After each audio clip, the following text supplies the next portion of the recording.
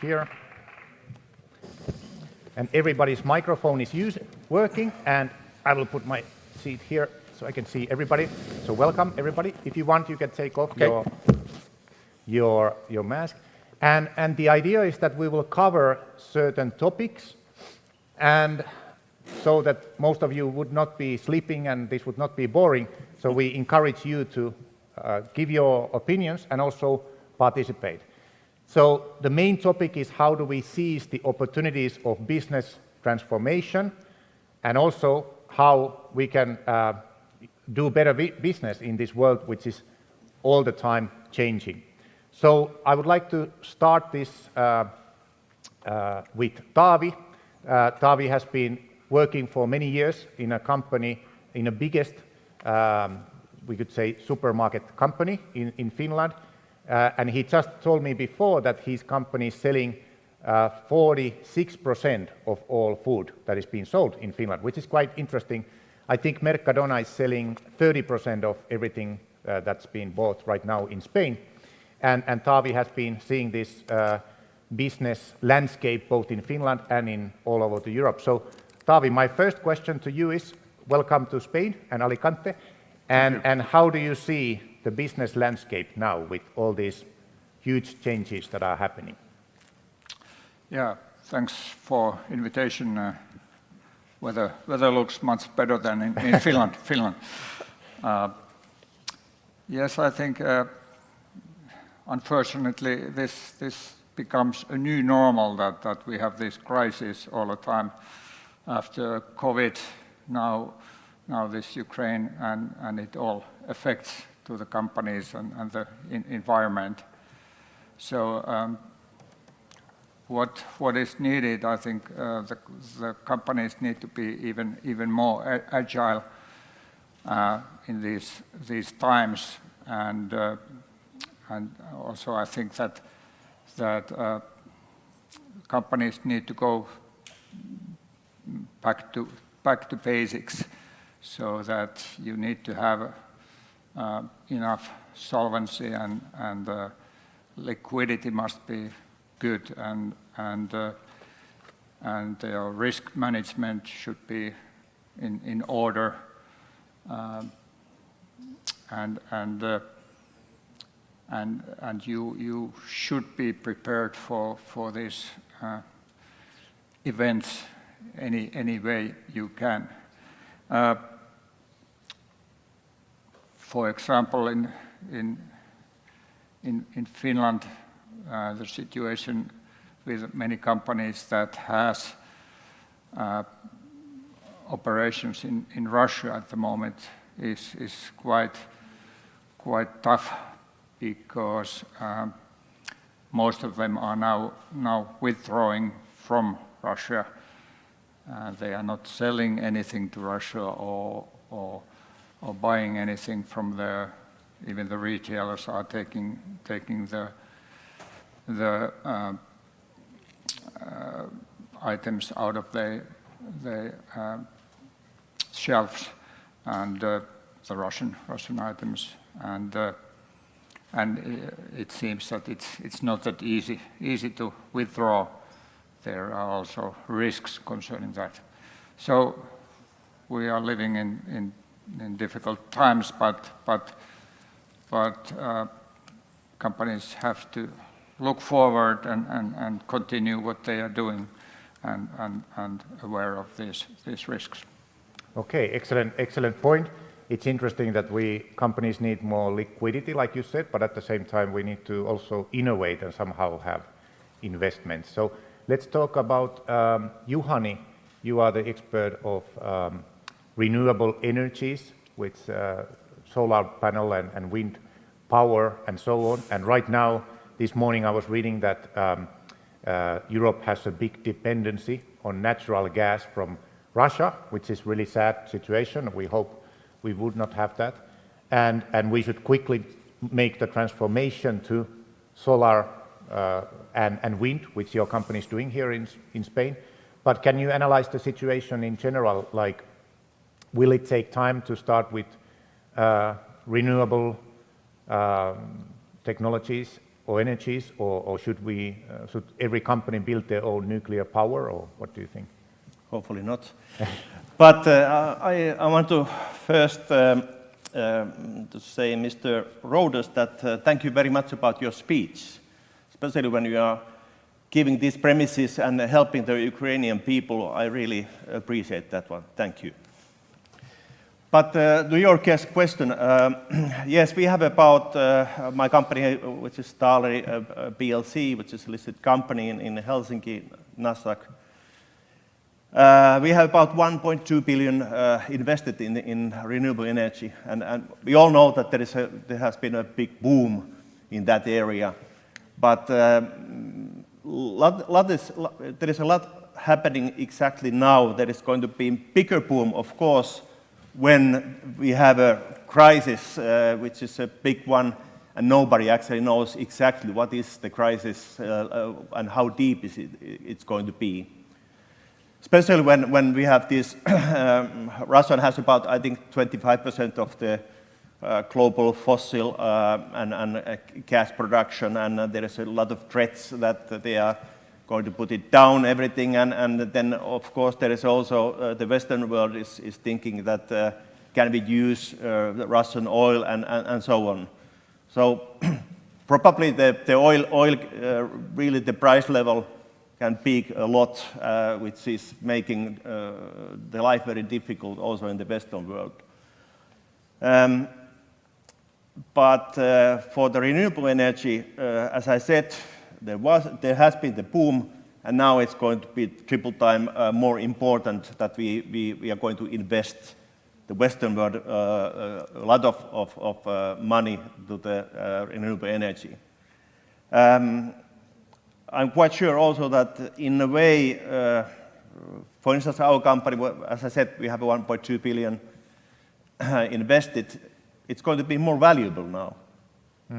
And the reason is very simple, because when the electricity price is going up, and we know that it's going to be much higher, then if you calculate that and start to think about if you have assets in the renewable energy, they are going to be more valuable. And at the same time, there's going to be a lot of investments, and I think that also the states and the countries, they are going to back up different kind of plans, which means that you have to invest very quickly more to the renewable energy, solar and the wind. For us, we have a solar park here nearby Sevilla, 50 megawatts, and probably try to find new ones also in Spain and in other places also. But the energy market is in trouble, because we have now crisis in the price level, but we are going to see probably the next crisis, which it is more or less tomorrow, is the shortage. And that's why we see the higher prices. And let's say that I don't know, was it Mr. Putin or somebody else from the Russian side that said that the oil prices are going to be about 300 euros per barrel. So which means that it's almost triple time, 3 times more what is it today. So we see that there is going to be a big problem in front of us. Only good thing is that we have spring. Yes, because if it could be during the winter, it could mean a totally different situation also to the Europe. But big change is coming. Nobody knows how deep the crisis is going to be. The problem is that it can be a deep one. And at the same time, we think that if we have coal plant and we have a lot of discussions, you have to put it down. I think that you are going to have an extra time, a lot of time for that. And exactly the same issue is for the whatever energy production type of kind of plant you have, you are going to have extra time. Now the climate change, of course, is important, but after all, we have to have the energy first and then think how we are going to handle the crisis, which can actually last several years. Okay. Quick question about fusion energy. Is that something which is like mostly in many scientists' wishes, and do you think it will take many, many years? Because a lot of people have said that when we have fusion energy, many of the problems in the world would be solved. How do you see it yourself? Now, I see that it's of course very important, but in the future. Okay. But now we have the crisis today and tomorrow and day after that, and we don't have time to think that is the fusion energy the real answer for us, as we need to have energy, which means that we have to build those kind of plants and those kind of energy plants what we can build very quickly, which means solar, of course, wind, and maybe some other possibilities also, but not any kind of 5 years plan, because there is no time. Yeah, excellent. Jose Antonio, your company does consultancy, and you work with all the big Spanish companies. How do you see, well, you are working with business transformation. How has these last few weeks changed the landscape for Spanish companies? In general terms, there is no much change, because actually we are going from crisis to another one. So we are still in a crisis. First was the COVID, and now we are with Russia. But in the point of view, the plans, the strategy, the vision, as you said in your presentation for the record, it was very nice. I liked very much. The thing is that nobody has changed their plans. I mean, everyone knows where we should be going, but the problem is, as Johanni said, is the today. So everyone knows where we have to go, but the problem is, how are we going to deal with the problems that we have today? Because, for example, today, here in Spain, the light, the gas, is going to be 10 times the price that it has a normal day. And for example, for any company, an SMB, this is devastated. I mean, completely devastated. And even though they have their own plans, they know what exactly they want to do with their business. And we are hoping with these European funds that are going to come for digital transformation here in Spain are going to help them to deal with this situation. We're in a moment that this crisis takes too long. Many companies are going to die because they cannot afford these circumstances. So we are in a moment that the strength, the liquidity that everyone was saying, it's too much important, but not losing the focus that where you're going, because the problem is that if you change in some way the vision, because the actual circumstances are changing you, probably you are getting lost in few months or years, because you think that for saving your company, go to one way, but you're losing the real focus where is the future, what you're saying about artificial intelligence, blockchain, etc. So we are in the best example of a VUCA world, actually, because we are, you don't know what is going to happen tomorrow or in 1 week.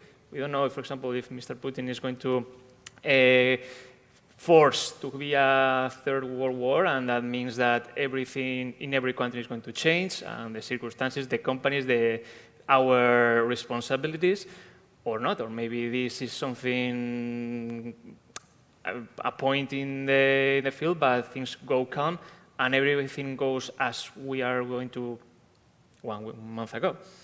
So for me, just for a summary, the point here is that the big companies are following their visions and the idea that they have to increase and go to these new targets with blockchain, artificial intelligence, improve the cybersecurity because of the circumstances, but not losing that before the war. Everyone knows that in the Spanish market we are receiving, I don't know if it was 100 or 1,000 attacks per second. I mean, it's amazing. So, as you say, luckily you are going to receive one attack in every moment of your life, in your company, whatever. So, of course, you need to increase your budget. So, in point of view, the thing is that we have to continue the vision, but also thinking and taking into account what are the circumstances are going to change or not, and try not to change too much our strategy, following the visions that we want to follow for the survival and to evolution of our companies. Okay, excellent point. And Roberto, I wanted to add your opinion about Spanish companies and business transformation and things like AI or Internet of Things. What are the biggest challenges that you see and how you see Spanish companies could be better in these technologies? Okay, so thank you. First of all, I'm very glad to be here today.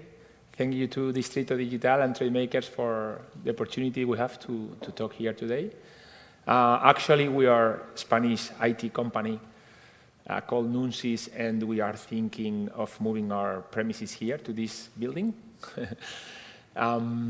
Well, I see Spanish companies now, in these past months, maybe more focused on transforming digitally their companies. Maybe 1 year ago was not like that.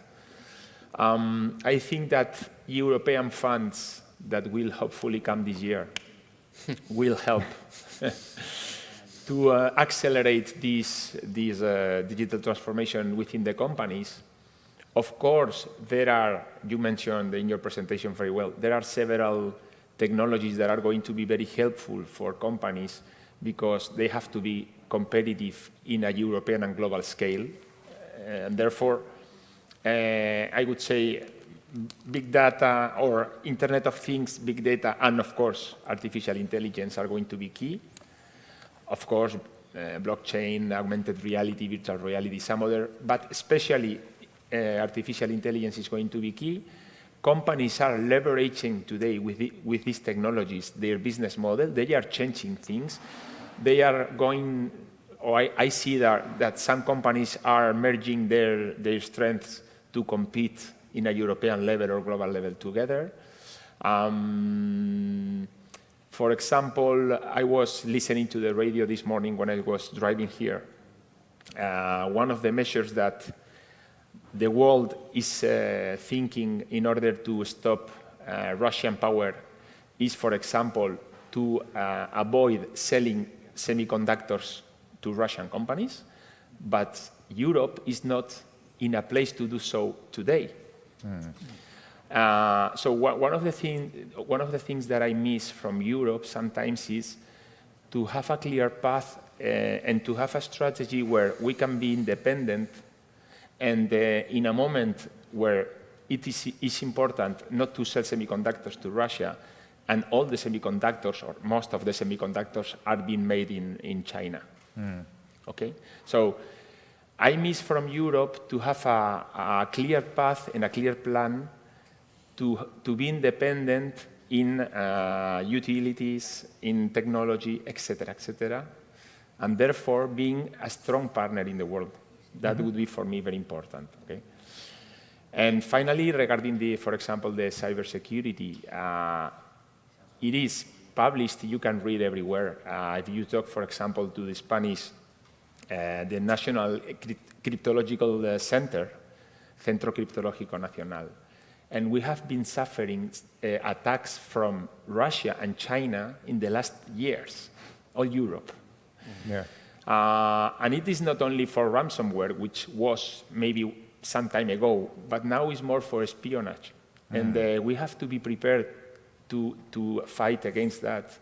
And also a global politics and a global plan to defend Europe from that would be nice. Yes, exactly. That's really interesting. And with that regard, I know many people, or some companies don't even anymore use WhatsApp, because they think that goes directly to US. Yeah. They use, for example, before the Ukraine situation, they told me they use Telegram. Yes. But Telegram's owner is collaborating with Russian government, so I think Telegram is out also. So maybe there's a tool called Signal, which I understand is better, Signal. And also promoted by the creators of WhatsApp. Guillermo, so few ideas or reflections of what other panelists have been saying, and maybe like in your company, for example, is doing a lot of strategic implementation. You have been also working with Trailmaker and so on. So what ideas you have in order to go faster today? Well, I represent Akbar. Akbar is a big water utility operating here in Spain and also in Latam, in many countries such as Chile, Colombia, Cuba, Mexico. And what we are facing today is the climate change, the climate crisis, I would say, because the climate change has already passed, and now we are suffering the consequences. So we are in the middle of eco-digital transformation. We are trying to transform ourselves and also to transform the places where we are located and where we are operating, and trying to create a positive impact in the cities.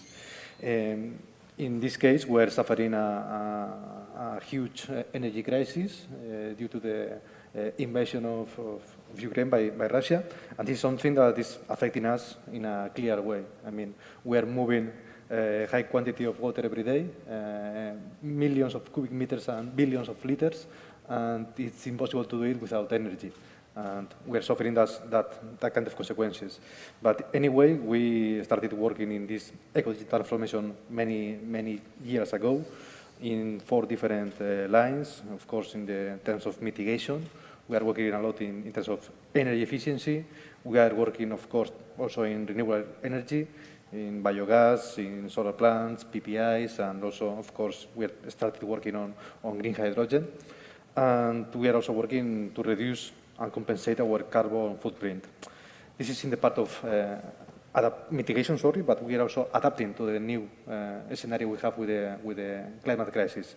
We are, for example, trying to be much more efficient with operating our networks, and we are in the middle of a project with the Barcelona Supercomputing Center that you mentioned before. We are using reinforced learning to operate better our networks and to be much more efficient. And of course, we also have to deploy technology to protect the resources and, for example, to manage the extreme events that the climate change is causing. Floods and drought that we are suffering here in this area of Spain, such as the floods we have in Vega Baja some years ago, and the drought we are having right now with the reservoir levels quite low, and we are going to face, if we don't have rain, a difficult summer. We're also working with circular economy.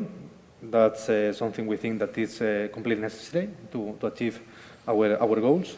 And of course, we are implementing many different digital tools to create new models of relation between cities and nature and create this positive impact and make the cities more greener and more sustainable. Excellent, yes. And I have a few interesting questions, but at the same time, as we mentioned, this is an interactive panel. So any of you want to ask something from our panel members in this section where we talk about business transformation, but we have also focused a lot on Russian situation and so on. Please ask now any questions because time goes fast and we also need to move to the next topic. Anyone want to raise their hand and ask anything regarding, well, I will be the first one then. I'll give you more time to think about your questions. I want to ask Taavi, you mentioned that companies need more liquidity, more savings, but then the question is, how do we then accelerate the innovation and technological innovation? So how do we keep up? So how do you put in balance these two? Yes, digital transformation helps many ways, even in these situations as we are in, because well, the customers want new, faster, easier, quicker services. What you can produce with digital appliances. And for the companies, it's much more efficient way to do business, and also internet has affected the whole world. That it's smaller. Hopefully, people are understanding each other better, even the dictators. And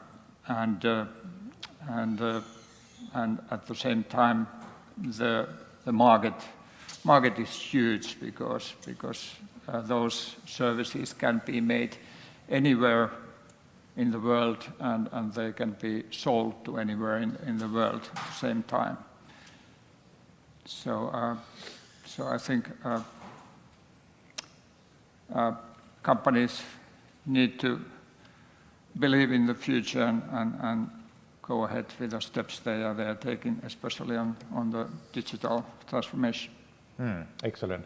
So, for example, Jose Antonio, what do you say to biggest your clients? As mentioned before, are some of the biggest clients or companies in Spain, and right now many of them are thinking, oh, we need to save money, we need to be not taking risks, but in the same line what Tavi was mentioned, how they can accelerate the digital transformation. The here is for the thing that we recommend in this case sometimes is not doing just. We were also talking this before this event starts.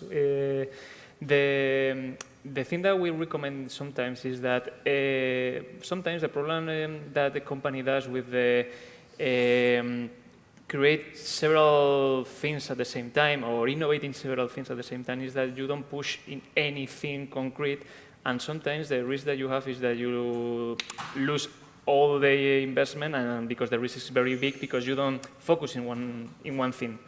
So sometimes the best way is to use the partnerships. I mean, this is how, for example, here we are talking with the Finland companies, etc.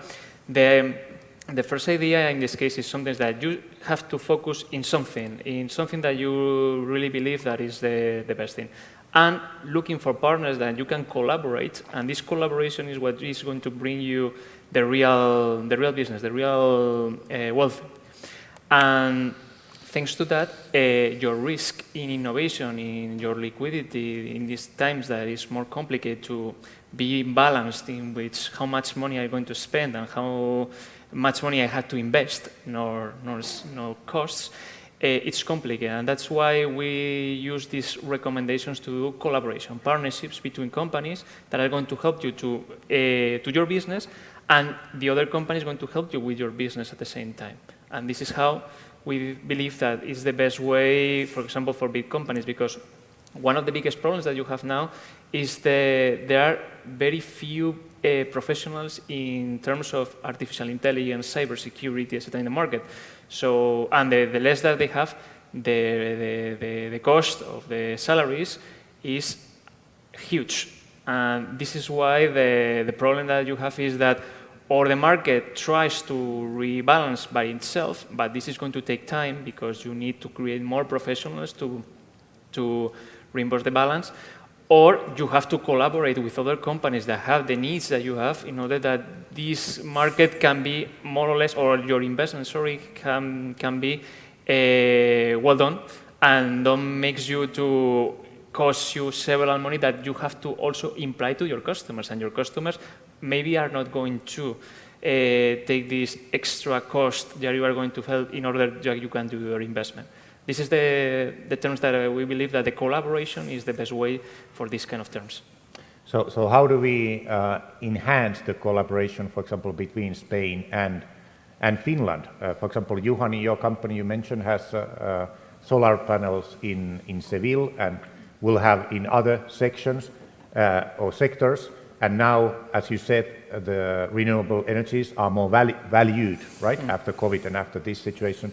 How do you see that in that sector? And also here, we have to mention Distrito Digital has renewable energies and climate change as one of their key topics. So how do you see Spain and Finland could be collaborating more to increase in both countries this usage? I agree with Jose that it's more important to select the right partner and focusing in certain areas. Otherwise, if you have a very wide strategy, this is totally wrong time to have that one. Because I think that what we are seeing very soon in economy is stagflation, which means that all the prices are coming up and there is no growth. That's why the liquidity issue is one of them. Then also that you have to pick the right places where you want to try to find the real growth. So I think that the answer for your question is that the right partner and right focus are the most important issues. Okay, excellent. Any questions? And now we need the microphone. Heikki is the first one, and then Antonio. Yes, my name is Heikki Manninen. I'm with the Trailmaker. I have a question for the panelists regarding the very point that has been discussed now. I think that the European Union is allocating a lot of funds now, a lot of money for example, green energy transformation and so on. And also the European Union is emphasizing that the money should be utilized between countries within Europe.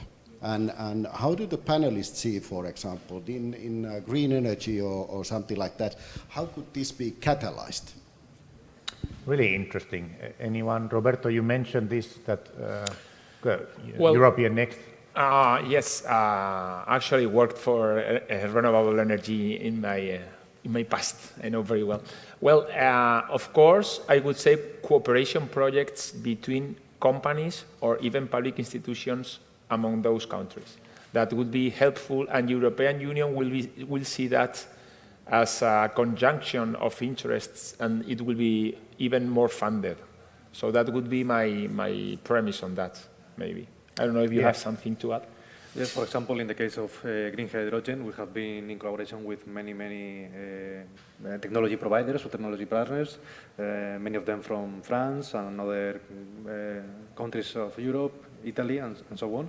I think these kind of big and ambitious projects cannot be performed only by one company or by a small ecosystem of one company, and we have to put together our capabilities and our knowledge of the business to finally create or build up big projects with this mindset of transformation. And this transformation must be not only for one country in Europe, but for the European Europe itself. Yes, I also think it's an amazing idea, and in the educational sector, I have seen the same, that European Union has given money for European universities that are collaborating more. So maybe Distrito Digital could use this as be a bridge maker between Finland and Sweden, Spain even more. Any other comments? Yeah. Yeah. One of the things that I most believe is that the biggest problem of the European Union, this is maybe a bit, how to say, well, not correct to say it, or politically correct, but the biggest problem in the European Union is that we are not a real union of countries that funds or works as one. And this is our biggest weakness against China or USA. And when you ask how can be catalyzed this kind of collaboration, I believe that maybe these circumstances that we are living now are the ones who are going to oblige the European Union works as one for once and for all, because the problem is that you have to see your own countries in these kind of situations. For example, when you see companies that want to collaborate, normally you do see which one is the one who wants to take much more of the cake or wins more money, even though the other one maybe do more, not, etc. So this kind of no confidence between companies is you have to extrapolate them to the countries, and this is the same thing has happened with France, Germany, Finland, Spain, Portugal, everyone. So, but the circumstances that we are living now is that are going to be the ones who are going to oblige that if we work in that way, or we are going to be completely lost and depending to the other bigger countries, and that's all. So, for my opinion, the catalyst is going to be what are we living now, and what we are going to live in the few months. Yes, Juhani? Yes, actually Mr. Putin thought that Europe is very weak and fragmented. But if we think about these sanctions, first time this Europe part of the whole world is totally united, which is surprisingly big issue, which also means that, okay, if we can actually do some united kind of actions, we probably could also take this energy issue in European level so that we could have a master plan how we actually creating huge amount of energy out of some master plan for whole Europe. And we could cut that problem what the Russians are doing for the Western world. So I think that there is now hope that how we can accelerate the whole area if there is a will. And it seems now that the Europeans are showing that this is not a fragmented place. This can be united also when there is a threat. Yes, and actually in the news, many say that US have taken more time to start with the sanctions, whereas Europe has been number one with this. So really good point. Yeah. That's for adding what you have said. The COVID vaccination, I think, is one of the biggest goals that we have to take into account. I mean, nobody believes that in, how much was it, less than 1 year, we have a vaccine. Yes. This is something unbelievable. So this could be something that this energy transformation, this dependence against the other big countries, are going to be someone if we are united against one threat. And the things that are right now, as Johannes said, is that we have already one threat and very, very well focused that oblige us to work together. And actually, the things that the European Union doing right now against what Russia is doing, I believe is the beginning of the good way to do this. Excellent. Taavi? Yeah, I think in general, Finland and Spain has lots of business opportunities, and this COVID pandemic helped us to realize and understand that almost all the work can be done online, and 4,000 kilometers is not a big deal. So I think there's lots of opportunities between the two. Yes, and now we have to discover them and start working more. Were you saying something? Yeah. Yes, just to say that we are working here in Instituto Digital with Distrito Cambio Climático, and we are very surprised. We find a lot of startups from Finland working in the topic of climate change, and they are with innovative technology. We are trying to validate and test that technology, and I think it's a good way of collaboration. We can transfer those technologies to Spain, test it, and then maybe even transfer them to LATAM or some other places in the world. I think that's the kind of collaboration we can do between European countries and then export the technology to other places in the world. Yeah, definitely, that's a big opportunity. So, more questions before we move on? Was Anthony, microphone for Antonio over there?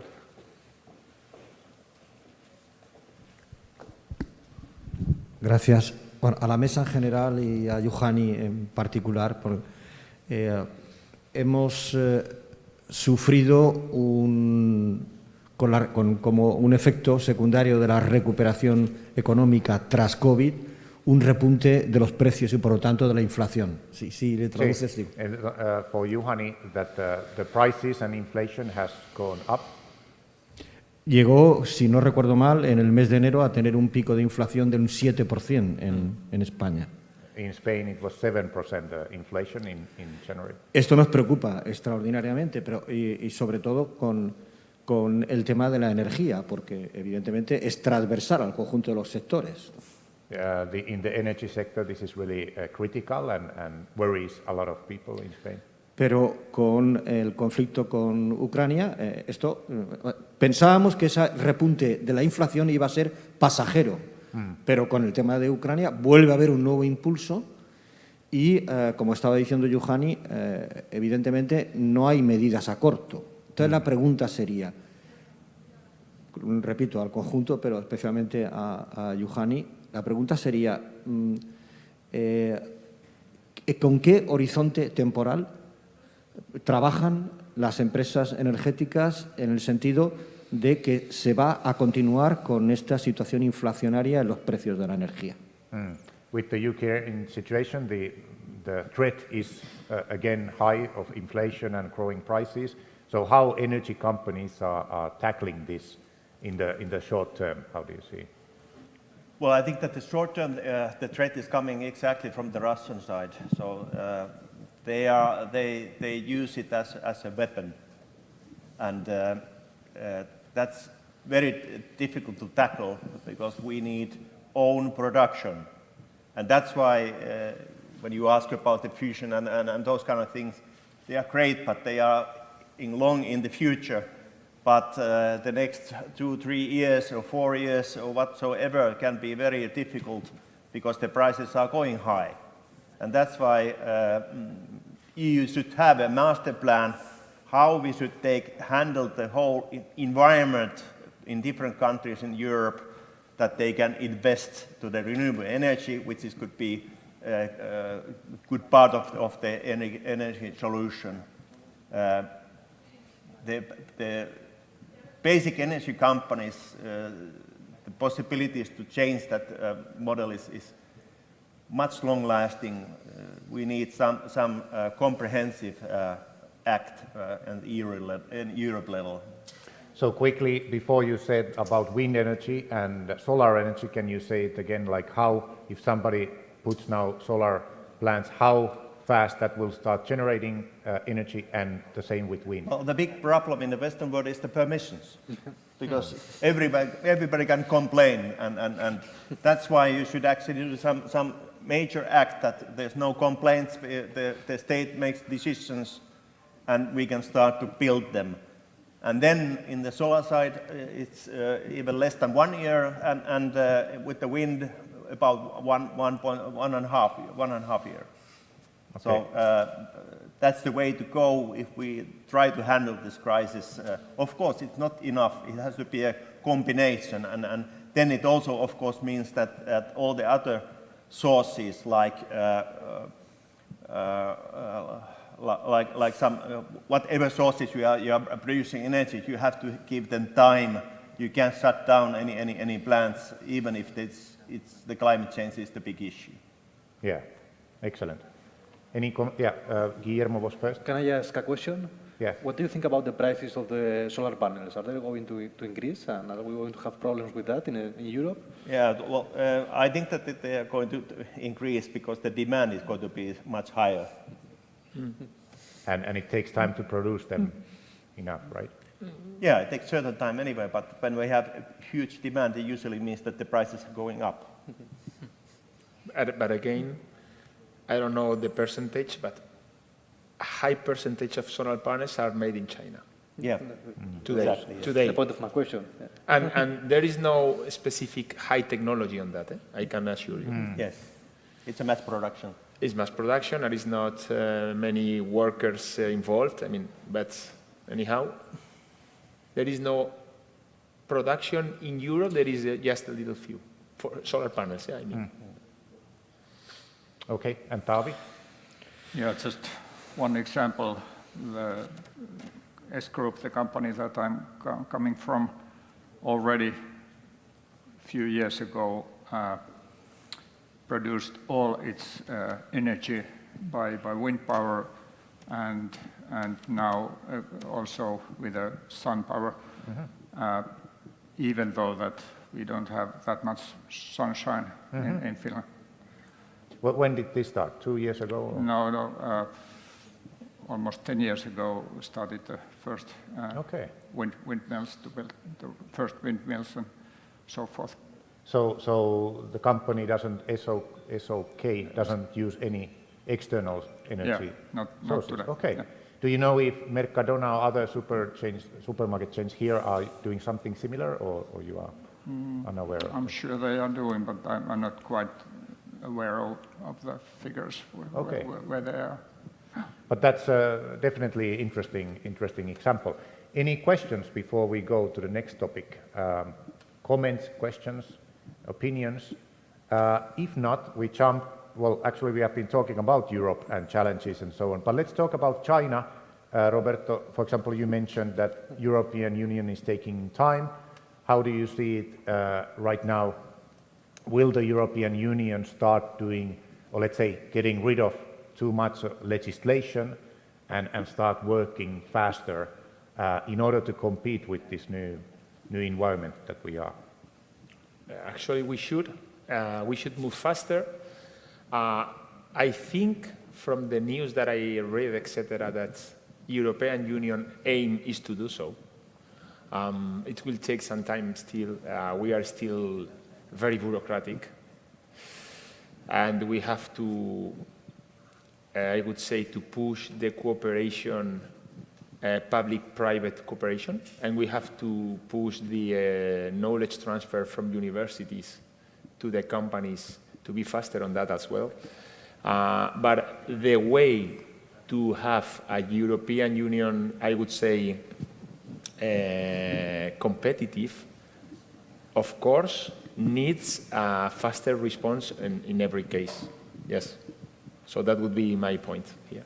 Okay. So if we can make like an action list for Europe, what would it be? Less legislation, more collaboration. What else? More. I mean, as my colleague was saying before, for example, all the startup ecosystem should be I mean, I don't know, promoted. Somehow the cooperation between companies, even among different countries, should be promoted as well. And less bureaucracy and more, I would say, more commonwealth. I mean, we have to focus more on the best things for the European community instead of specific interests. Yes. Yeah. Well, as I see it, that our problem is that we don't invest enough.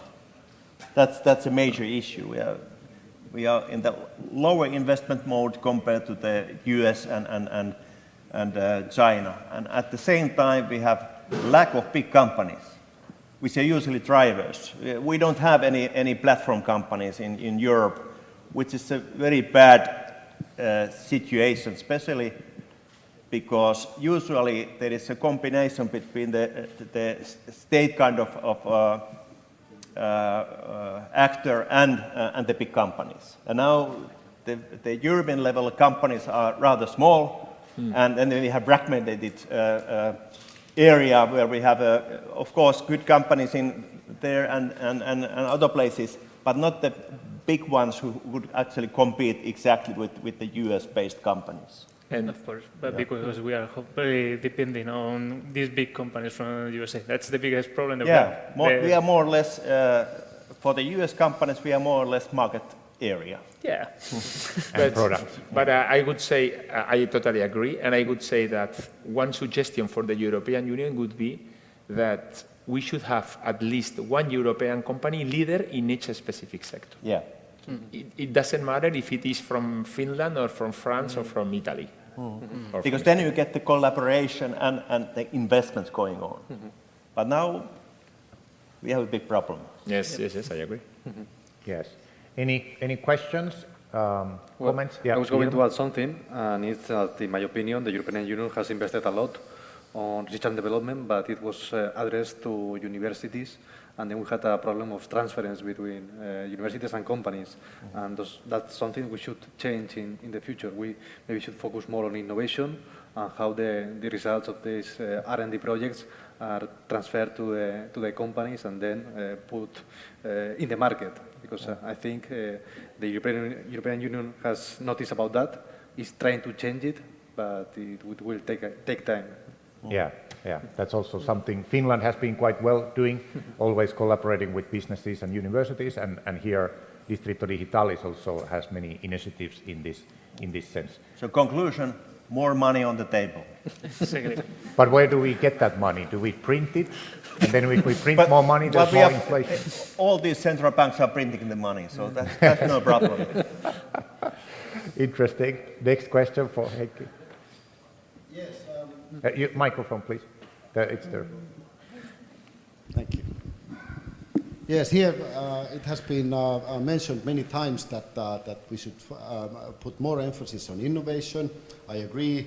More money on the table. I agree.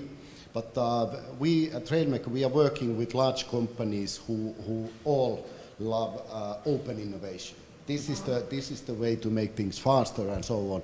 But they all, in a way, are sad that there is a challenge of getting results out of that cooperation. So open innovation, good, money can be put on the table and targets to increase the innovation, but the results, the speed of the cooperation is desperately too slow. So what do the panelists feel about this, and how could it do, what are the ideas that come to their mind? What can be done?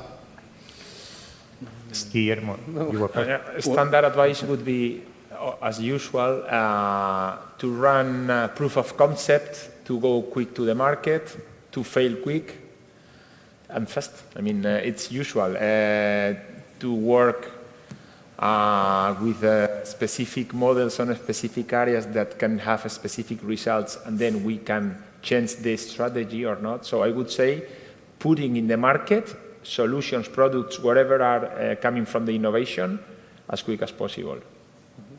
We had Guillermo and then Tavi. Guillermo. Okay, well, as a big corporate, I feel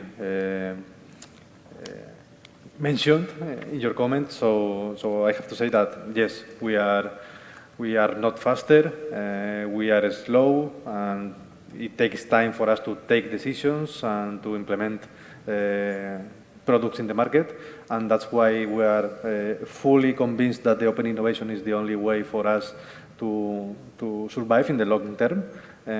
We are trying to collaborate with many and different stakeholders, such as Barcelona Supercomputing Center, such as many startups. We are identifying here at District Digital, and for us, for example, it's very necessary to work in the API economy. I mean, when we build digital tools, we do it with different components from different stakeholders, and not only thinking about building up all by ourselves. That is not possible. So I think we have to collaborate and take advantage of the startups, their agility, and their specific knowledge in specific terms.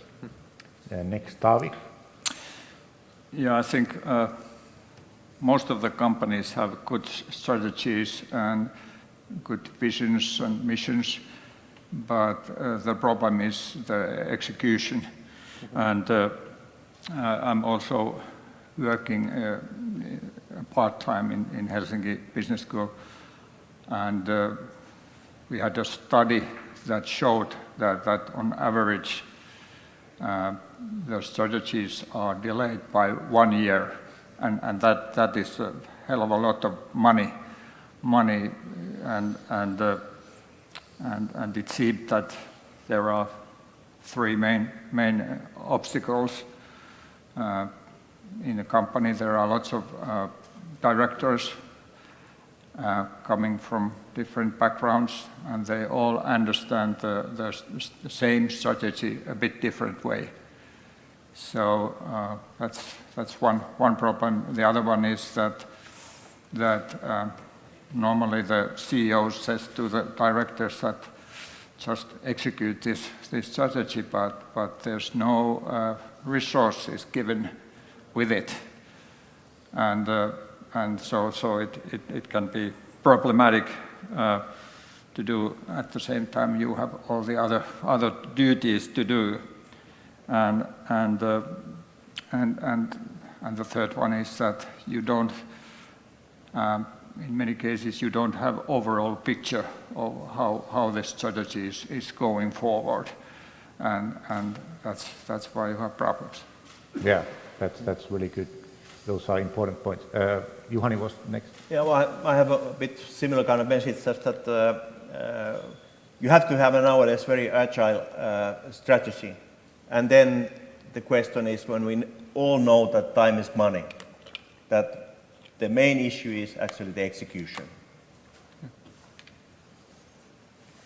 And Jose Antonio, you wanted to add? Yes, I mean, I'm agree with all my colleagues, but just to be a bit more opposite from what everyone's saying, I mean, there is no way to be in the top of the innovation of big companies, etc. You have to see the history of the big companies, the GAFAM companies, Google, Amazon, Apple, etc. All these companies takes years to be in the top and to be very dependent on what the other countries are needed for the technology. So that makes a lot of time. One thing is also that what we have to do is to try to do it in the good way, try to innovate, try to create as fast as we can, but also we cannot lie to ourselves. I mean, this is going to take time to be in the top. I agree with what Johanny and Roberto said about to find a way to create one company higher in for European Union that everyone in the world needs as these kind of companies. But I mean, even though in the best ways that everyone is doing very well, the public administration, frankly speaking, goes as fast as he's never gone. The big companies that will be working in this goes as fast as they never gone. It's going to be a long trip to go, but even though things are going to take slowly, that doesn't mean that we cannot make some pushes or some accelerations to try to shorten the times that this is going to take. But we cannot always believe that this is going to be in a cost of 2 years. I mean, to be in the top is going to take a lot of time. And was there any comment? Yeah, I wanted to highlight what José Antonio said. And for example, in Spain, with the use of AI and big analytics, we need more case studies. Already here in Distrito Digital, there are some companies who are applying robotics in some factories and are having amazing success in few months. However, the problem is that other companies don't know those success cases and they think that getting results takes many years and so on. So maybe Spanish companies also I'm taking what you are saying. You have to take into account also that in the end, you need that the people understands and wants your technology. And this is something as a studies market that takes time. Even you are very attractive, you have to know first, and this is going to be something that is going to be steppable. In the end, when you have a base on your of your customer study, you probably can go faster than what it started. But this is like exponential. Yeah. So the beginning is very small, but in the end you go very high. So this is going to be more or less the way it takes. And talking about artificial intelligence, cybersecurity, etc., you can't imagine how many companies don't understand yet how useful this technology is. And even cybersecurity, you have every day in every newspaper or TV that one company is being attacked. I have many conversations with companies that say, this is not going to happen to me. And believe me that it does. Yes. And Guillermo had I just wanted to highlight that maybe we have one example of this champion, this European champion in one sector, that it could be Airbus. I mean, Airbus is competing with Boeing at a global scale, and it's a company in which we have cooperation between many different countries in Europe. So maybe we need more examples like this. Yeah. Yes, exactly. That's a good point. So few more topics on the European Union against US, against China. And I want to highlight one thing that I was reading or heard, that European Union has been criticized for going so slow always, as we know. However, one politician in Finland said that when Trump administration started in 2016, this collaboration started to go more faster. And now with the Ukraine situation, it goes even more faster, like Juhani also said. So, however, big challenges remain. So particularly how we can, or probably we can see this geopolitical situation that now Europe is collaborating much more with US, right? And China is over there. We don't know if they collaborate with Russia or what happens. So how this has changed all of the sudden, and any reflections on this, Taavi, for example? I think Europeans are doing everything by the book, and there's nothing wrong with that. But if the competitors are bending the rules, it might be unfair competition environment, not the level playing field. The approach with the Europeans and for example, in US is quite different. Europeans start with the regulations, whereas in US they start with the business.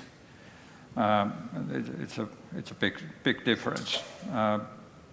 As we have these political tensions right now, and any guess which way they are going, I think US and Europe has the most relevant partners, and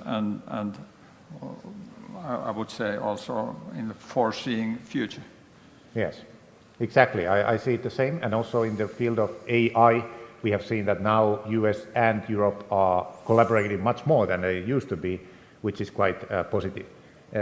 Was there any comments? Any other, Guillermo, Roberto, or anyone, like how do you see that we will collaborate more with US? How we can compete China? I don't know. China is a communistic country, so it's easier for them to do basically whatever they want to do. They are a capitalist country with a communist regime, which is quite dangerous. No? Really dangerous, yes. You mentioned before battery market. That's, for example, very important. Chinese government has been buying many of the mines where many of the minerals and materials for the batteries are produced, and they have the power to run them for 200 years. For me, Europe in this field has been very slow, very slow. Even US, China has been faster than anyone. For example, Afghanistan, I mean, nobody talks about Afghanistan right now, but 1 year ago we all talked about it. And now Taliban have taken the country again. Chinese were there having discussions about raw materials for the batteries. So, of course, I think that in this global scenario, US is the most natural ally for us. And exchanging data and exchanging cooperations, for example, for the AI politics, it's a good idea, in my opinion, yes. Yes. I think geopolitics is an opportunistic science. I mean, nowadays we are very close to the United States, and we seem to be more far from Russia, of course, and from China. But we are in an uncertain scenario, and we don't know what is going to happen from here to in a couple of months. Maybe everything can change, and we can see different things moving. Simply just to remark that, as he said before, both China and the United States have natural resources. I mean, the United States have these resources in his territory, and China has the influence in many places where the resources are mined. So the European Union has this problem. We are an old country. We have already mined all our resources, all natural resources, and we have to establish alliance with the places where we can obtain those resources to re-industrialize our continent, and then try to be more independent from the different regions that are competing in the global scenario. Yes. And one question to Juhani, that Taavi said that European Union starts with regulation. Has the regulation with green energy and renewable energy changed after COVID? Has there been any improvement, or is it as complicated and time-consuming as it used to be? According to my knowledge, I think that it's still exactly so complicated as it has been. And as I said, I think that as we know that there's going to be a crisis and it's probably deepening a lot, then there should be actually some kind of master plan how you actually take rid of part of the complications and different kind of regulations for faster investments to that area. But I don't know what is the situation now. Right. Hopefully they are changing. Right. In a good way. To skip part of the regulations that everybody can complain and whatsoever. We had for instance, in northern Finland project, and when everybody was complaining this and that in that area, it took 10 years when we built that. And it's interesting, Finland is quite low when it comes to percentage of wind energy. And you said before but it's getting higher. It's getting higher. We are coming. Yeah. And hopefully with this collaboration between the countries even more. So, any more comments? Maybe we have been talking a lot about US and Europe and so on, but we have mentioned about these challenges that individual corporations have. So maybe I would like to take more on those. There have been many things mentioned, like the companies need more liquidity, but also accelerate digital transformation and so on. So any other recommendations for individual corporations right now? You mentioned a lot about the difficulties and that the things are not so fast and you can't move old kind of company to the new one. What we are talking about is actually corporate culture in many ways. Yes. And that's a big challenge as the corporate culture. If you have a old kind of business model, and we know that the digital transformation is actually revolution. Mm-hmm. Correct. Because the digital means actually experience, and the technology is just the enabler, and the experience is going to be the major flow and major decision maker in the future. So that's why those companies which are still keeping the old kind of corporate culture are in trouble in the future. Mm-hmm. And that's the biggest challenge I see for the corporations when they try to change that. Usually there's a big majority or minority who's saying that, hey, we are making money, what is the, how we should do it be so fast, and that's the problem. Yeah, but frankly speaking, if it's the only way we want to accept, if we accept this challenge, it's the only way that we can try to go right in innovation and to be in the same level as our competitors are right now, which are China and USA. I think it's the only way to go as fast as we need in this case. But that's true. I mean, this is the biggest challenge because you have to make that everyone wants to collaborate in the same way, in the same path, and with the same goals. And that's the most complicated thing. Exactly. And Roberto, for example, your customers in Spain, how fast they normally want to see those results when you start a new project related to technologies? And how from the first day, huh? Return of investment in each project, specifically for disruptive technologies, is not that clear. They are still proof of concepts, pilots. AI, I mean, blockchain, all this stuff is not that common, still in Spain. Yeah. There are some other technologies, for example, regarding Industry 4.0 or this stuff that I see more common now. And for example, when we talk about manufacturing, yes, they are manufacturing in a more automatized way, in a more robotic way. And they are controlling, they are getting data from their processes. So this is more common today. Still, there is a path to run together. But companies, they are, I would say, they are putting in place transformation plans, and they are buying new technologies, and they are getting results in several months, maybe 1 year, but they are getting good results in general. Several months. Yeah, Tavi, you. Yeah, you could say that in past the companies were concentrating on their own business on their own, and that's not the case anymore. The big companies need to learn from the startups and use the innovations that is coming from there, and the right type of help should be needed even with the best companies. If there's a new type of vehicles that can be used to accelerate the development, and yeah, companies should partner with many other companies and universities and other players in order to be successful in today's world. And that's a big challenge for many CEOs and top management, right? Because they need a new mindset And maybe they will be said that what you are doing is wrong. How many of them are willing to listen and so on? It's easy to believe that if you have done something in the past right, that just continuing doing that, the success will follow, but that's not the case. Yeah. We all know.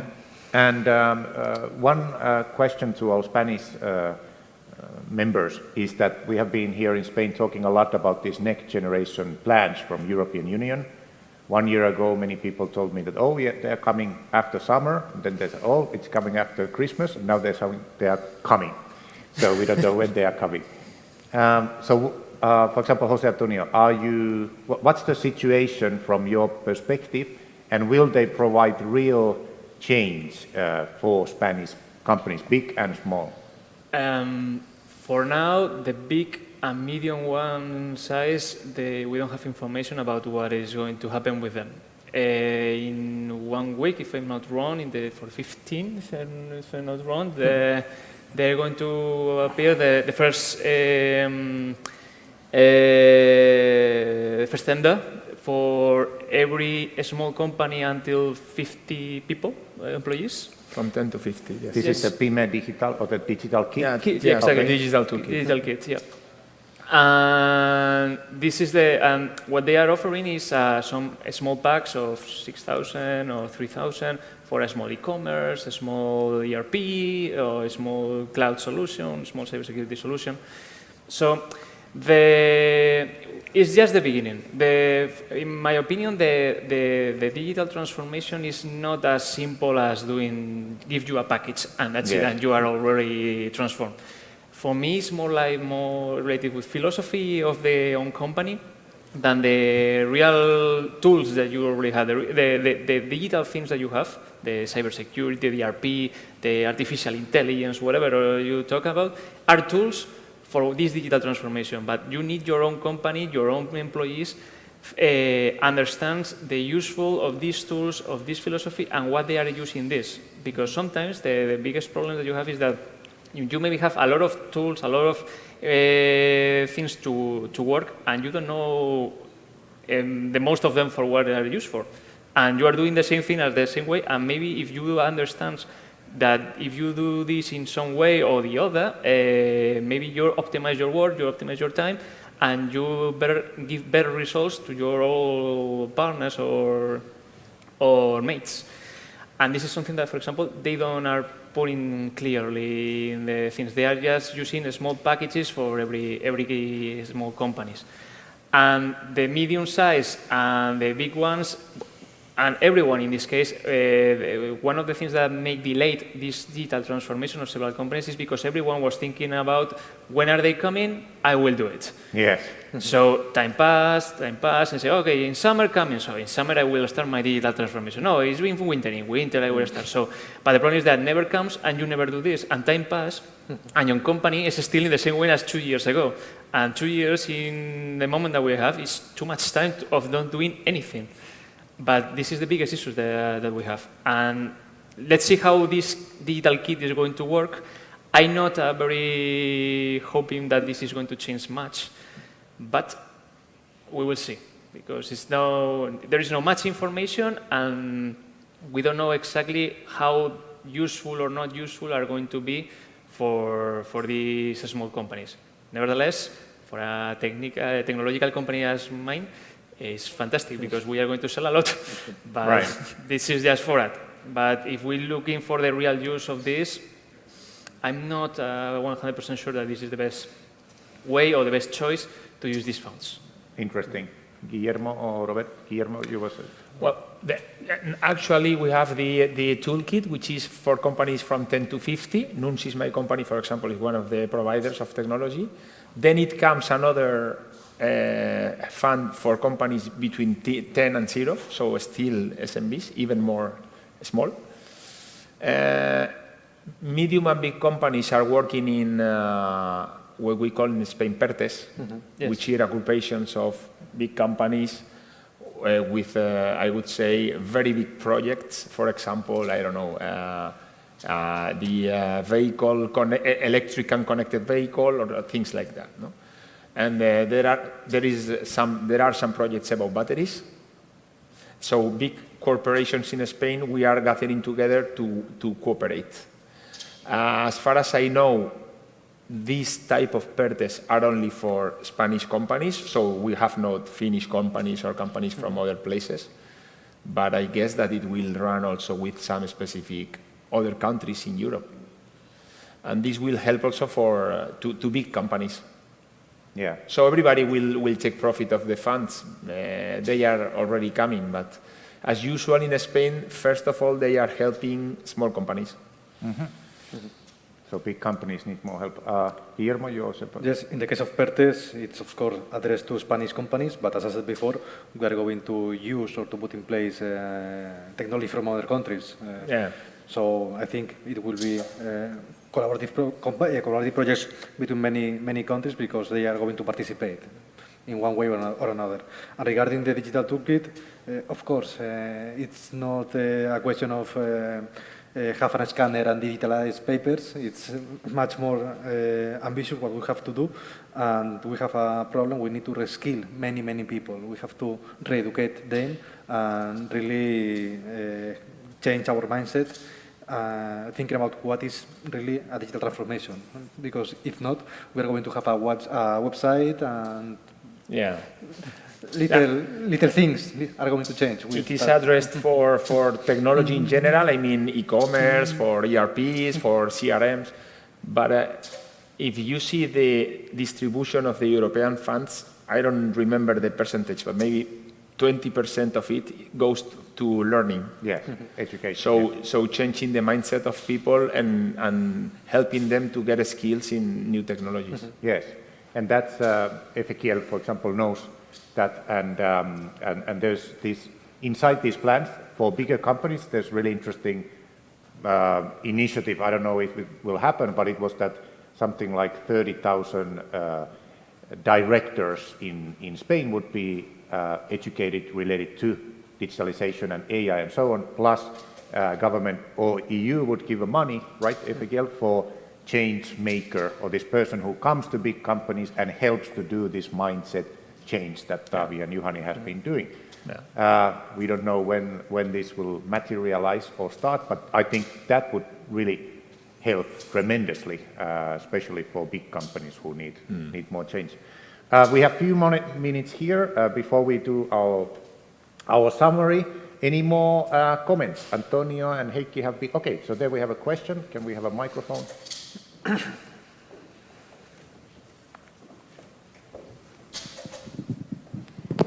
Yeah, thank you. I'm also representing Trailmaker, and the question regarding time. You were discussing just a few minutes ago about the concept of time, losing time in the execution and in the transformation. And just a question about your opinion of what is the cost of losing the time? Is it then losing the position? Is it losing money? Or how would you consider the kind of the cost of this lost time? Excellent question. I believe that all of them. I think it's the cost of opportunity, is the time that you are expending doing this, but not going on this time that you are expending your people, the employees, the effort, and that makes money. Is the time that someone, if you don't develop, it's more or less the same as the cost of opportunity. I mean, if you can lose the opportunity to be the first one to create something, and this is a cost of opportunity in terms of business, but also the problem is that if you develop something but don't push it in the market, is that, for example, in what, for example, we are talking about here related, for example, blockchain or whatever. I mean, solutions of blockchain are very, very interesting, and in the future, I'm 100% sure that it's going to be something that we are very used to use these kind of things. But for example, when you're talking about blockchain to normally people or companies, They already don't understand. So sometimes, even though you create the best opportunity, the best solution in the world, if you cannot transmit and communicate it properly, you are also losing the chance that this solution can be used at the time that you will get it.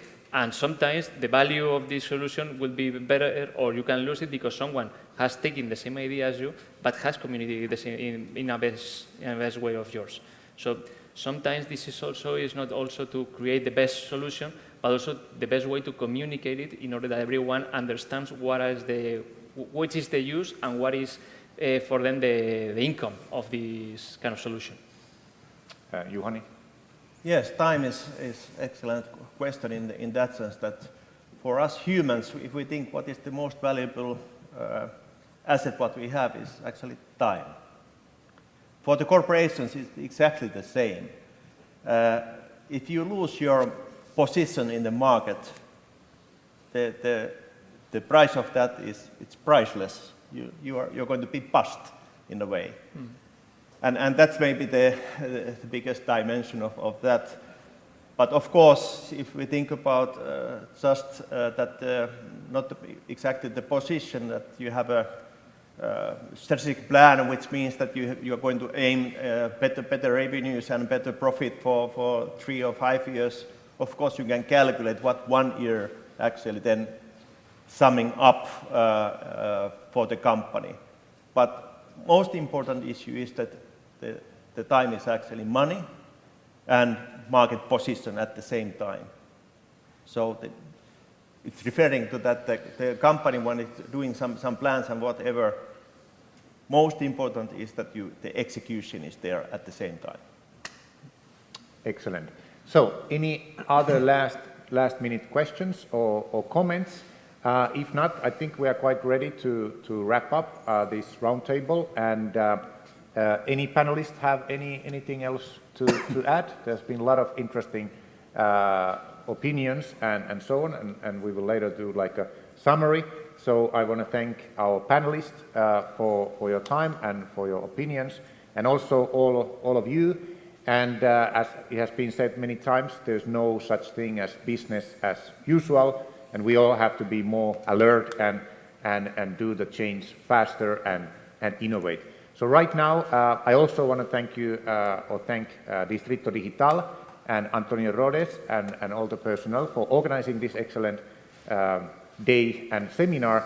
And hopefully Finland and Spain can, or hopefully this is like the start of something really big, and Distrito Digital can help more this collaboration between the two countries so we can be better able to face the challenges of the future. So now we are done, and now comes the most important part, which is networking lunch.